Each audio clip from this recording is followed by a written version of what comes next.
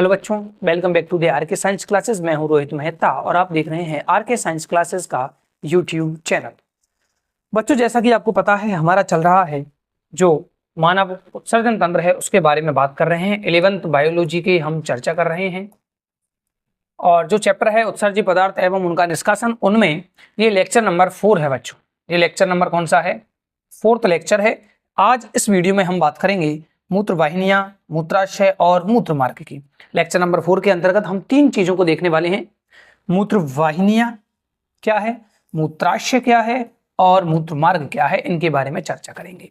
इससे पहले मैं बच्चों आपको याद दिला देता हूं कि हमने विभिन्न प्रकार के उत्सर्जी पदार्थ देखे, जिसमें अमोनिया देखा, यूरिया देखा, यूरिक एसिड देखा। उनके आधार पर उन जंतुओं को अमोनोटैलिक कहते हैं, यूरियोटैलिक कहते हैं तथा यूरिकोटैलिक कहते हैं। ये हमने पढ़ा। उसके बाद जब हमने मानव का उत्सर्जन तंत्र स्टार्ट करते हैं बच्चों, तो हम देखते हैं कि मानव के उत्सर्जन तंत्र में हमें 4 जो है वो अंग दिखाई देते हैं। 4 संरचनाएं हमें मानव के उत्सर्जन तंत्र में दिखाई देती हैं। 4 में से जो पहली स्ट्रक्चर होती है बच्चों, वो होती है हमारी वृक्क, यानी कि जिसे हम कहते हैं किडनी। क्या कहते हैं बच्चों? वृक्क, जिसे हम कहते हैं किडनी। तो किडनी के बारे में बच्चों, वृक्क के बारे में अब तक हमने सारी की सारी चर्चा कर ली है। वृक्क कहाँ स्थित होता है, किस प्रकार का है, आकार, रंग, रूप क्या है क्या नहीं है। उसके बाद हमने ये भी देखा था कि जो वृक्क है उसकी इंटरनल स्ट्रक्चर जो है वो किस प्रकार की होती है ना। और बाह्य रूप से जो हाइलम है वो क्या है, कौन इस पार्ट से यानी हाइलम वाले पार्ट से कौन सी संरचना है जो उसमें अंदर वृक्क में एंट्री करती है, प्रवेश करती है, और कौन सी संरचना बाहर निकलती है। फिर हमने इसके इंटरनल स्ट्रक्चर के बारे में बात किया था कि इसके 2 पार्ट होते हैं। एक तो होता है बच्चों कॉर्टेक्स, जिसे हम कहते हैं बाहरी भाग होता है, और एक मेडुला जो है वो भाग होता है। फिर हमने इस वृक्क में पाई जाने वाली जो 10 लाख की संख्या में पाई जाती हैं नेफ्रॉन यानी वृक्काणु जिसे कहते हैं, उनके बारे में चर्चा की थी। कहाँ होती हैं? 2 प्रकार की होती हैं। एक कॉर्टिकल जो है वो नेफ्रॉन कहलाती हैं तथा दूसरी जो है वो मेडुलरी या जक्स्टा मेडुलरी जो है नेफ्रॉन कहलाती हैं। इसके बारे में बात कर ली थी हमने बच्चों।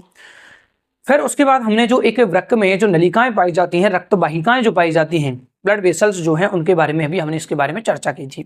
तो बच्चों, कुल मिला के बात यह है कि अब तक हमने वृक्क के बारे में टोटल जानकारी प्राप्त कर ली है। जो 4 अंग हैं हमारे मानव उत्सर्जन तंत्र में, उसमें हमने वृक्क की जो है वो कंप्लीट जो है स्टडी कर ली है।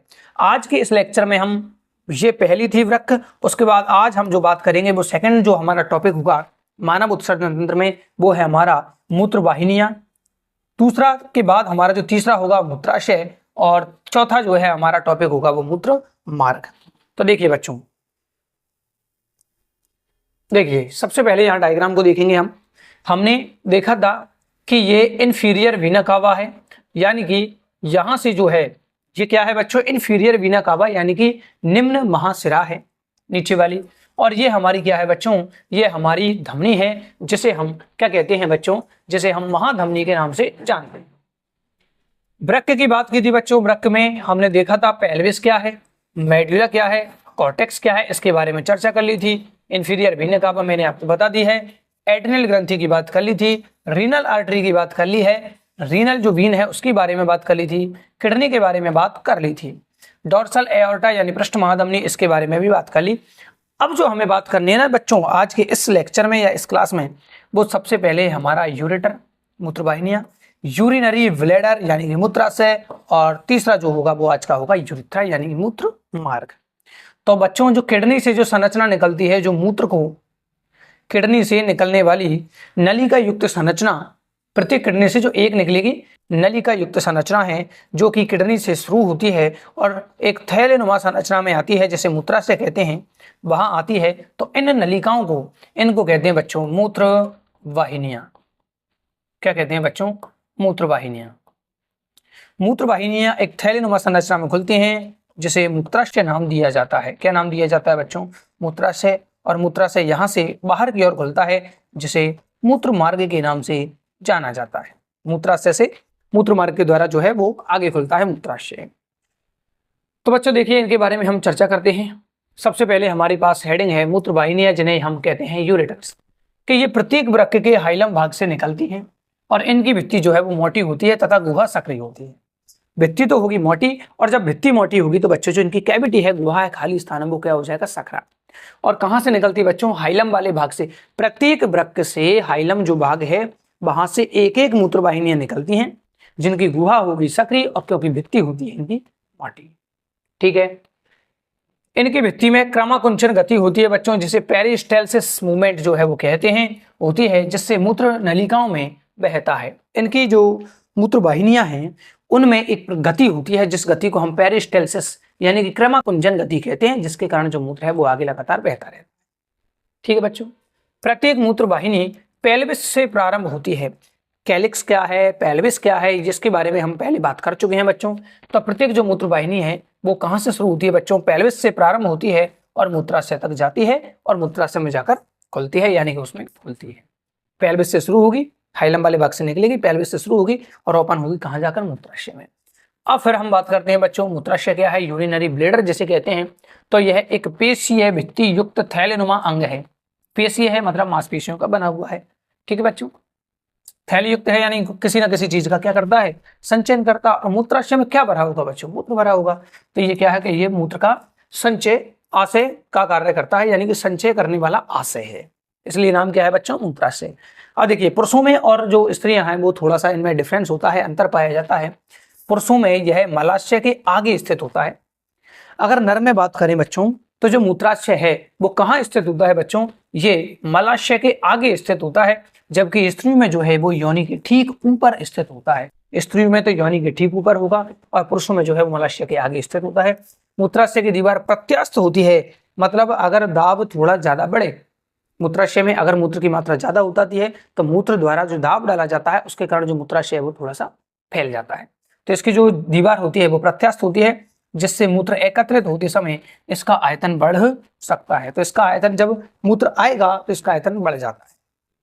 यह मूत्र मार्ग में खुलता है, जैसा कि अभी हमने डायग्राम में देखा था। और मूत्र मार्ग के मूत्राशय कहाँ खुलता है बच्चों, मूत्र मार्ग में। और मूत्र मार्ग के जहां पर प्रारंभिक छिद्र होता है कि चारों ओर एक अवरोधनी जिसे हम कहते हैं स्फिंक्टर वो पाया जाता है, जो ऐच्छिक पेशियों से बनी होती है। अच्छी बात यह है बच्चों कि यहाँ पर ऐच्छिक पेशियां पाई जाती है जो हमारे नियंत्रण में है, ऐच्छिक पेशियां होती हैं तथा यह अवरोधनी मूत्र निष्कासन का नियंत्रण करती है, और यही अवरोधनी है जो मूत्र के निष्कासन का नियंत्रण करती है। चलिए बच्चों लास्ट स्लाइड की तरफ चलते हैं हम।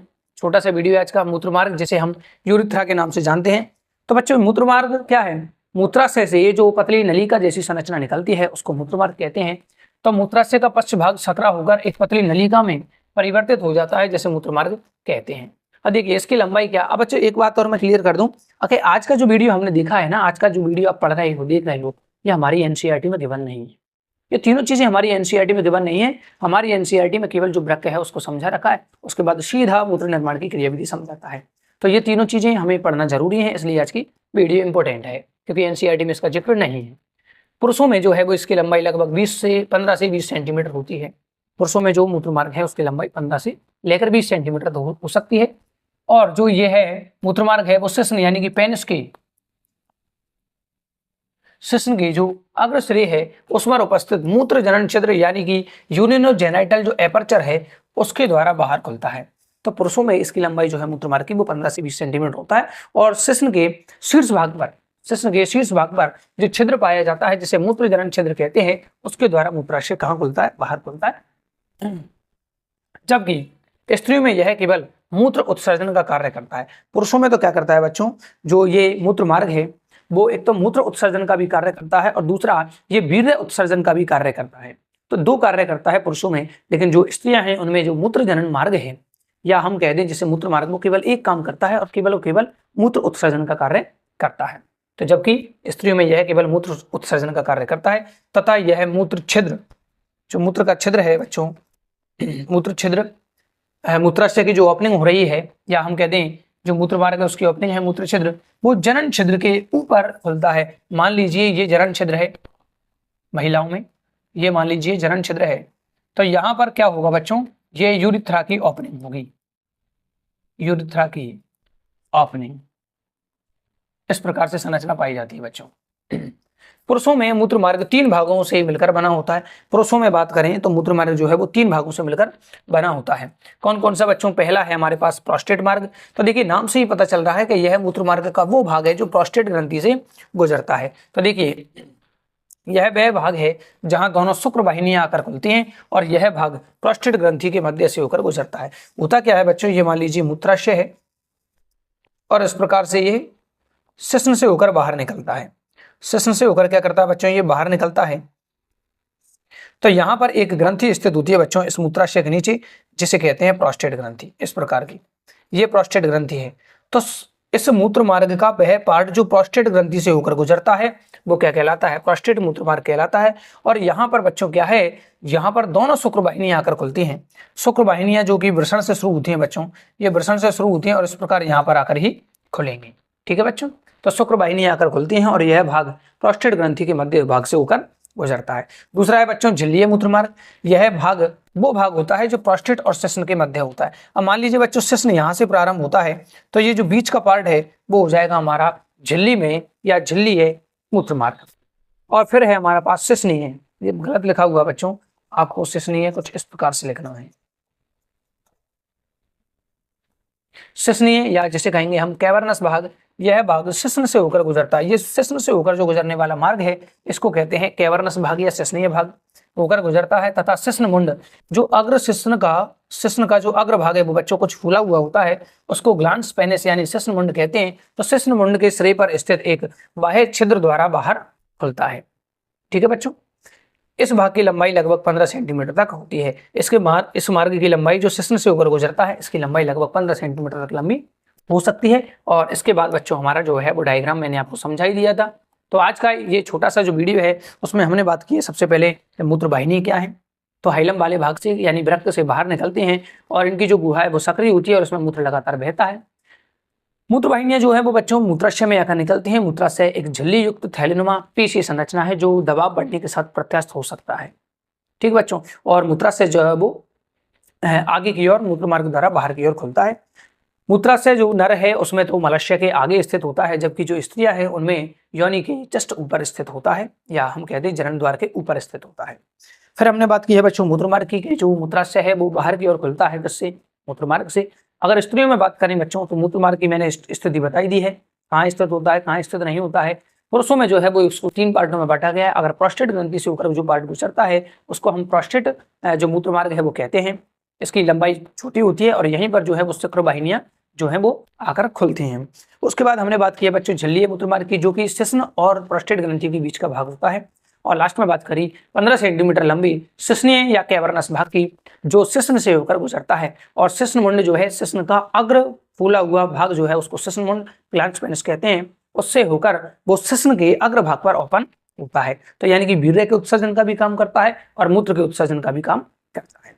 इस प्रकार बच्चों आज की वीडियो का हमारा क्या है, पहली मूत्र वाहिनियां पढ़ी हैं, मूत्राशय पढ़ा है और फिर हमने पढ़ा है तीसरा मूत्र मार्ग। तो बच्चों यहाँ पर जो मानव का उत्सर्जन तंत्र है वो कंप्लीट हो जाता है। अगला जो वीडियो आएगा, अगली जो क्लास होगी उसमें हम मूत्र निर्माण यानी कि यूरिन जो फॉर्मेशन है, यूरिन फॉर्मेशन की जो क्रिया है उसके बारे में चर्चा करेंगे। मिलते हैं अगली क्लास में, तब तक के लिए जय हिंद, जय भारत, जय श्री राम।